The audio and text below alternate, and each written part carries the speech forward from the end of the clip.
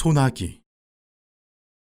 소녀는 개울가에서 소녀를 보자 곧 윤초신의 증손녀 딸이라는 걸 알 수 있었다. 소녀는 개울에다 손을 잠그고 물장난을 하고 있는 것이다. 서울서는 이런 개울물을 보지 못하기나 한 듯이. 벌써 며칠째 소녀는 학교에서 돌아오는 길에 물장난이었다. 그런데 어제까지 개울 기슭에서 하더니 오늘은 징검다리 한가운데 앉아서 하고 있다. 소녀는 개울뚝에 앉아버렸다. 소녀가 비키기를 기다리자는 것이다. 요행 지나가는 사람이 있어 소녀가 길을 비켜주었다. 다음 날은 좀 늦게 개울가로 나왔다. 이날은 소녀가 징검다리 한가운데 앉아 세수를 하고 있었다. 분홍 스웨터 소매를 걷어올린 목덜미가 마냥 휘었다. 한참 세수를 하고 나더니 이번에는 물속을 빤히 들여다본다. 얼굴이라도 비추어 보는 것이리라. 갑자기 물을 움켜낸다. 고기 새끼라도 지나가는 듯. 소녀는 소년이 개울뚝에 앉아있는 걸 아는지 모르는지 그냥 날쌔게 물만 움켜낸다. 그러나 번번이 허탕이다. 그대로 재미있는 양 자꾸 물만 움킨다. 어제처럼 개울물을 건너는 사람이 있어야 길을 비킬 모양이다. 그러다가 소녀가 물속에서 무엇을 하나 집어낸다. 하얀 조약돌이었다. 그리고는 벌떡 일어나 팔짝팔짝 징검다리를 뛰어 건너간다. 다 건너가더니만 획 이리로 돌아서며 이 바보! 조약돌이 날아왔다. 소녀는 저도 모르게 벌떡 일어섰다. 단발머리를 나풀거리며 소녀가 막 달린다. 갈밭 사이길로 들어섰다.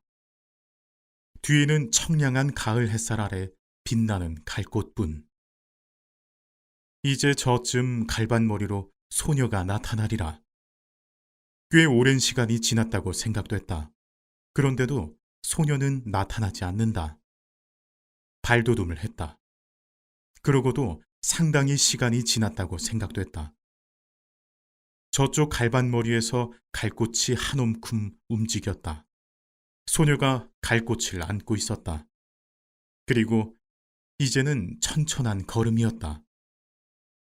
유난히 맑은 가을 햇살이 소녀의 갈꽃머리에서 반짝거렸다.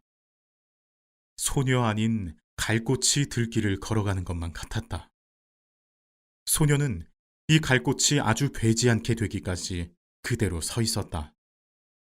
문득 소녀가 던진 조약돌을 내려다 보았다. 물기가 거쳐 있었다. 소녀는 조약돌을 집어 주머니에 넣었다. 다음 날부터 좀 더 늦게 개울가로 나왔다. 소녀의 그림자가 되지 않았다. 다행이었다. 그러나 이상한 일이었다.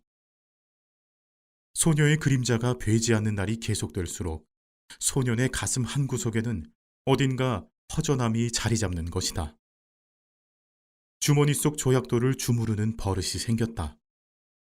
그러한 어떤 날 소녀는 전에 소녀가 앉아 물장난을 하던 징검다리 한가운데 앉아보았다. 물속에 손을 잠갔다. 세수를 하였다. 물속을 들여다보았다. 검게 탄 얼굴이 그대로 빛이었다.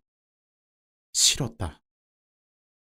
소녀는 두 손으로 물속의 얼굴을 움키었다. 몇 번이고 움키었다.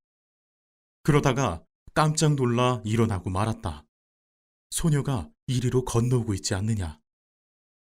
숨어서 내가 하는 일을 엿보고 있었구나. 소녀는 달리기 시작했다. 디딤돌을 헛디뎠다. 한 발이 물속에 빠졌다. 더 달렸다. 몸을 가릴 데가 있어줬으면 좋겠다. 이쪽 길에는 갈밭도 없다. 메밀밭이다. 전에 없이 메밀꽃 냄새가 짜릿하게 코를 찌른다고 생각됐다. 미간이 아찔했다. 찝찝한 액체가 입술에 흘러들었다. 코피였다. 소녀는 한 손으로 코피를 훔쳐내면서 그냥 달렸다. 어디선가 바보 바보 하는 소리가 자꾸만 뒤따라오는 것 같았다. 토요일이었다. 개울가에 이르니 며칠째 보이지 않던 소녀가 건너편가에 앉아 물장난을 하고 있었다. 모르는 채 징검다리를 건너기 시작했다. 얼마 전에 소녀 앞에서 한 번 실수를 했을 뿐, 여태 큰 길 가듯이 건너던 징검다리를 오늘은 조심스럽게 건넌다. 예, 못 들은 채 했다. 둑 위로 올라섰다. 예, 이게 무슨 조개지? 자기도 모르게 돌아섰다. 소녀의 맑고 검은 눈과 마주쳤다. 얼른 소녀의 손바닥으로 눈을 떨구었다. 비단조개. 이름도 참 곱다. 갈림길에 왔다. 여기서 소녀는 아래편으로 한 3마장쯤, 소녀는 우대로 한 10리 가까운 길을 가야 한다. 소녀가 걸음을 멈추며 너 저 산 너머에 가본 일이 있니? 벌끝을 가리켰다. 없다. 우리 가보지 않으련? 시골 오니까 혼자서 심심해 못 견디겠다. 저래봬도 멀다. 멀면 얼마나 멀기에? 서울 있을 땐 사뭇 먼 데까지 소풍 갔었다? 소녀의 눈이 금세 바보 바보 할 것만 같았다. 논 사이길로 들어섰다. 벼 가을거지 하는 곁을 지났다. 허수아비가 서 있었다. 소년이 새끼줄을 흔들었다. 참새가 몇 마리 날아간다. 참, 오늘은 일찍 집으로 돌아가 첫눈에 참새를 봐야 할 걸 하는 생각이 든다. 야, 재밌다. 소녀가 허수아비 줄을 잡더니 흔들어 댄다. 허수아비가 자꾸 우쭐거리며 춤을 춘다. 소녀의 왼쪽 볼에 살포시 보조개가 패였다. 저만큼 허수아비가 또 서 있다. 소녀가 그리로 달려간다. 그 뒤를 소년도 달렸다. 오늘 같은 날은 일찍 집으로 돌아가 집안일을 도와야 한다는 생각을 잊어버리기라도 하려는 듯이 소녀의 곁을 스쳐 그냥 달린다. 메뚜기가 따끔따끔 얼굴에 와 부딪힌다. 쪽빛으로 한껏 갠 가을 하늘이 소년의 눈앞에서 맴을 돈다. 어지럽다. 저놈의 독수리, 저놈의 독수리, 저놈의 독수리가 맴을 돌고 있기 때문이다. 돌아보더니 소녀는 지금 자기가 지나쳐온 허수아비를 흔들고 있다. 좀 전 허수아비보다 더 우쭐거린다. 논이 끝난 곳에 도랑이 하나 있었다. 소녀가 먼저 뛰어 건넜다. 거기서부터 산 밑까지는 밭이었다. 수수단을 세워놓은 밭머리를 지났다. 저게 뭐니? 원두막. 여기 참외 맛있니? 그럼 참외 맛도 좋지만 수박 맛은 더 좋다? 하나 먹어봤으면. 소년이 참외구루에 심은 무밭으로 들어가 무 2밑을 뽑아왔다. 아직 밑이 덜 들어 있었다. 잎을 비틀어 팽개친 후 소녀에게 한 개 건넨다. 그리고는 이렇게 먹어야 한다는 듯이 먼저 대강이를 한 입 베물어 낸 다음 손톱으로 한 도리 껍질을 벗겨 우적 깨문다. 소녀도 따라했다. 그러나 새 입도 못 먹고 아, 맵고 지려 하며 집어 던지고 만다. 참, 맛없어 못 먹겠다. 소년이 더 멀리 팽개쳐 버렸다. 산이 가까워졌다. 단풍이 눈에 따가웠다. 이야, 소녀가 산을 향해 달려갔다. 이번은 소년이 뒤따라 달리지 않았다. 그러고도 곧 소녀보다 더 많은 꽃을 꺾었다. 이게 들국화, 이게 쌀이꽃, 이게 도라지꽃. 도라지꽃이 이렇게 예쁜 줄은 몰랐네. 난 보랏빛이 좋아. 그런데 이 양산같이 생긴 노란 꽃이 뭐지? 마타리꽃. 소녀는 마타리꽃을 양산 받듯이 해보인다. 약간 상기된 얼굴에 살포시 보조개가 떠올리며 다시 소녀는 꽃 한 움큼을 꺾어왔다. 싱싱한 꽃가지만 골라 소녀에게 건넨다. 그러자 소녀는 하나도 버리지 마라. 산마룻개로 올라갔다. 맞은편 골짜기에 오순도순 초가집이 면 모여 있었다. 누가 말할 것도 아닌데 바위에 나란히 걸터 앉았다. 유달리 주위가 조용해진 것 같았다. 따가운 가을 햇살만이 말라가는 풀냄새를 퍼뜨리고 있었다. 저건 또 무슨 꽃이지? 적잖이 비탈진 곳에 칡덩굴이 엉키어 꽃을 달고 있었다. 꼭 등꽃 같네. 서울 우리 학교에 큰 등나무가 있었단다. 저 꽃을 보니까 등나무 밑에서 놀던 동무들 생각이 난다. 소녀가 조용히 일어나 비탈진 곳으로 간다. 꽃송이가 많이 달린 줄기를 잡고 끊기 시작했다.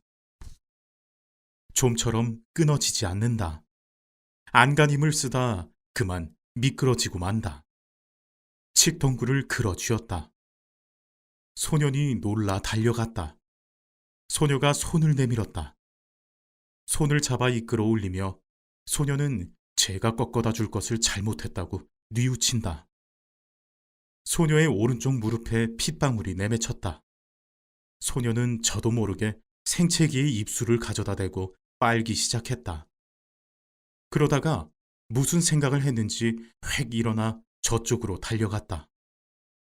좀 만에 숨이 차 돌아온 소녀는 이걸 바르면 낫는다.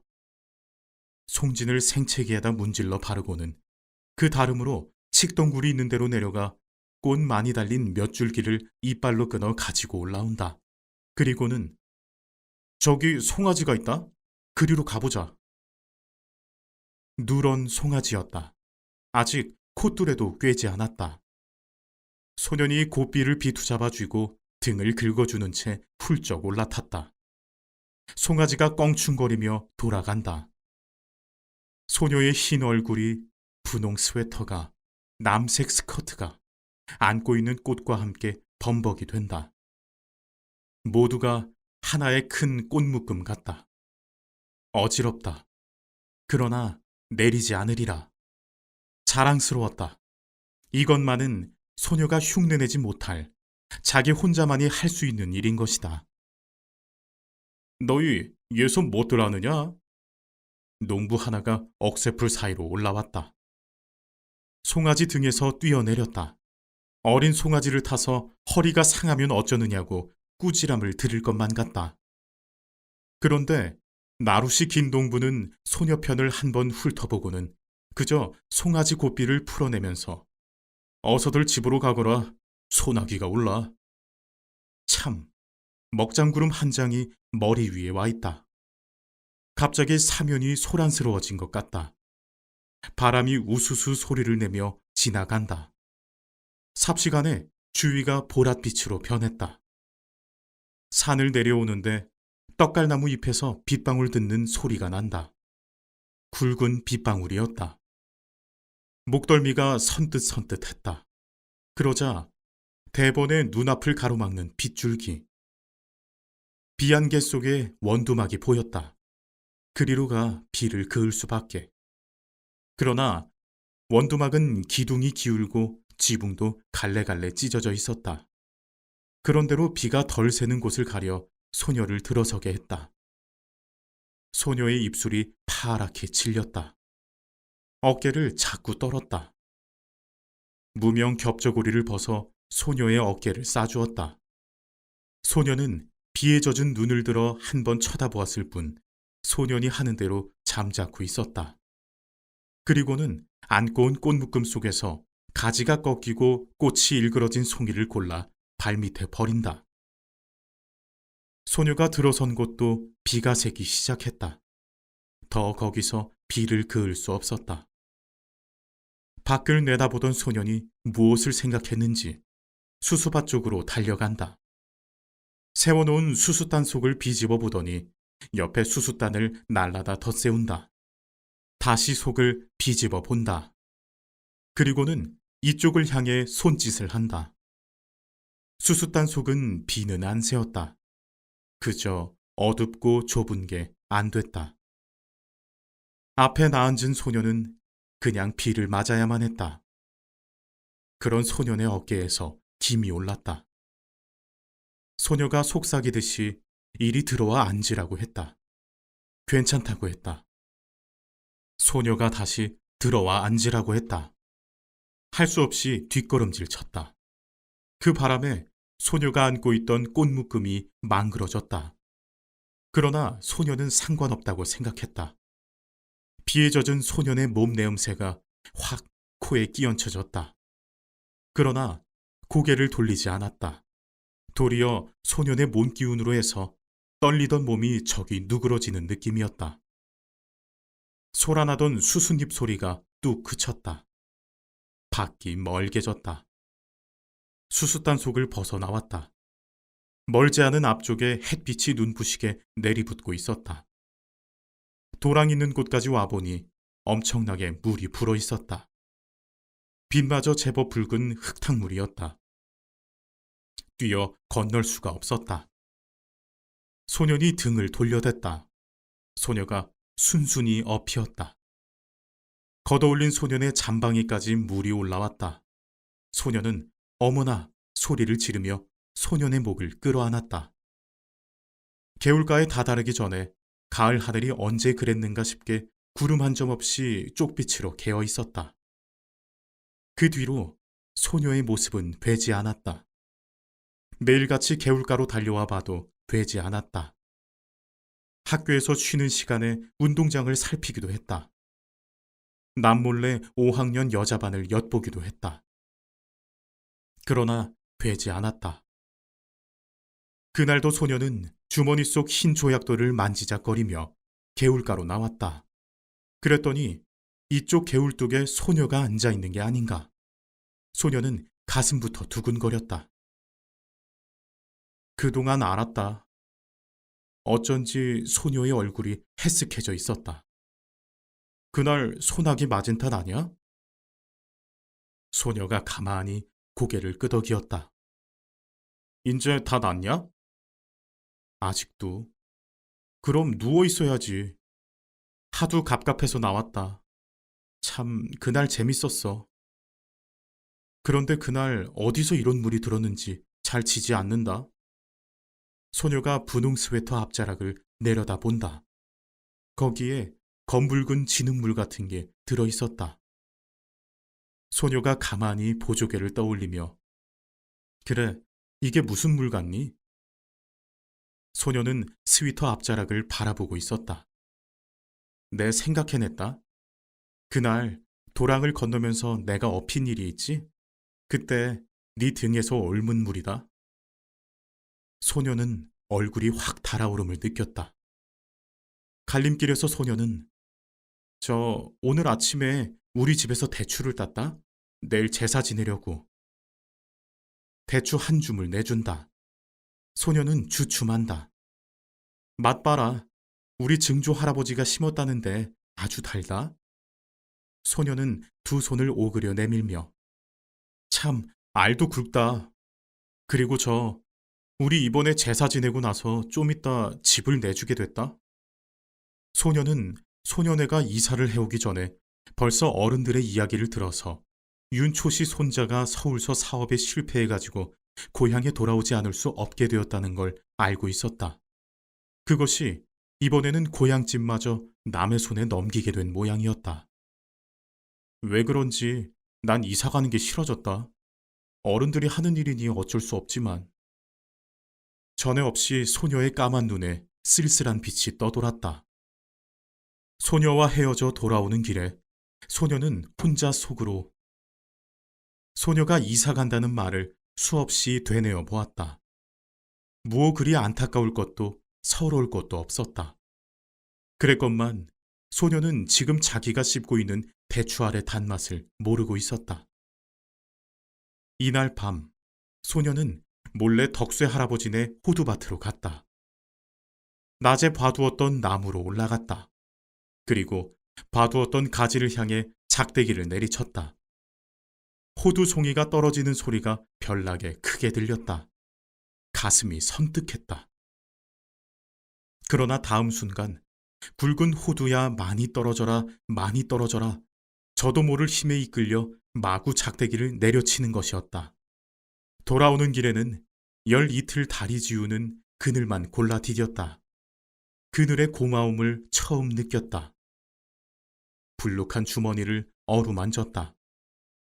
호두송이를 맨손으로 깠다가는 오미 오르기 쉽다는 말 같은 건 아무렇지도 않았다.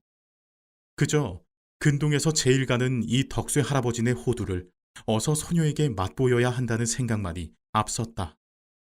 그러다 아차 하는 생각이 들었다. 소녀더러 병이 좀 낫거들랑 이사 가기 전에 한번 개울가로 나와달라는 말을 못해둔 것이었다. 바보 같은 것, 바보 같은 것. 이튿날 소년이 학교에서 돌아오니 아버지가 나들이 옷으로 갈아입고 닭 한 마리를 안고 있었다. 어디 가시느냐고 물었다. 그 말에 대꾸도 없이 아버지는 안고 있는 닭의 무게를 겨냥해 보면서 이만하면 될까? 어머니가 망태기를 내주며 벌써 며칠째 갸갸하고 알날자리를 보던데요. 크진 않아도 살은 쪘을 거예요. 소년이 이번에는 어머니한테 아버지가 어디 가시느냐고 물어보았다. 저 서당골 윤초 씨 댁에 가신다. 제사상이라도 놓으시라고. 그럼 큰 놈으로 하나 가져가지. 저 얼룩 수탉으로. 이 말에 아버지는 허허 웃고 나서 임마, 그래도 이게 실속이 있다. 소녀는 공연히 열적어 책보를 집어던지고는 외양간으로 가 쇠잔등을 한번 철썩 갈겼다. 쇠팔이라도 잡는 채. 개울물은 날로 여물어 갔다. 소녀는 갈림길에서 아래쪽으로 가보았다. 갈반모리에서 바라보는 서당골 마을은 쪽빛 하늘 아래 한결 가까워 보였다. 어른들의 말이 내일 소녀네가 양평읍으로 이사 간다는 것이었다. 거기 가서는 조그마한 가게방을 보게 되리라는 것이었다. 소녀는 저도 모르게 주머니 속 호두알을 만지작거리며 한 손으로 수없이 갈꽃을 휘어꺾고 있었다. 그날 밤 소녀는 자리에 누워서도 같은 생각뿐이었다. 내일 소녀네가 이사 가는 걸 가보나 어쩌나. 가면 소녀를 보게 될까 어떨까. 그러면서 까무룩 잠이 들었는가 하는데. 아, 참 세상 일도. 마을 갔던 아버지가 언제 돌아왔는지. 윤초 씨 댁도 말이 아니야. 그 많던 전답을 다 팔아버리고 대대로 살아오던 집마저 남의 손에 넘기더니 또 악상까지 당하는 걸 보면.